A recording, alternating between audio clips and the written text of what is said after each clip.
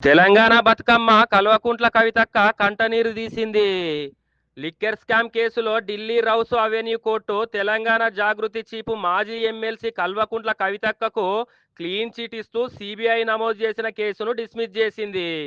ఈ క్రమంలోనే కోర్టు తీర్పు మీద కవితక్క తొలిసారి మాట్లాడింది. ఈ సందర్భంగా అక్క మాట్లాడుతూ రాజకీయ దురుద్దేశంతోనే కేసు పెట్టిర్రని ఆరోపించింది.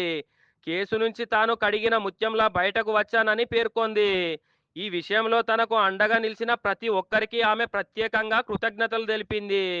మొదటి నుంచి తాను రాజకీయ కక్షతోనే ఈ కేసు పెట్టారని చెప్పానని, ఆ విషయం తాజాగా కోర్టు తీర్పుతో స్పష్టమైందని అంది. అన్యాయంగా తనను 5.5 నెలల పాటు జైల్లో పెట్టి కుటుంబానికి దూరం చేశారంటూ భావోద్వేగానికి లోనయ్యింది.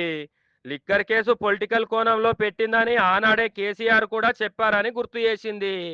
తనపై ఇన్నాళ్ళు దుష్ప్రచారం చేసిన వాళ్ళు ఇప్పుడు ఏం సమాధానం చెప్తారంటూ కవితక్క ఆగ్రహంతోని ప్రశ్నించింది.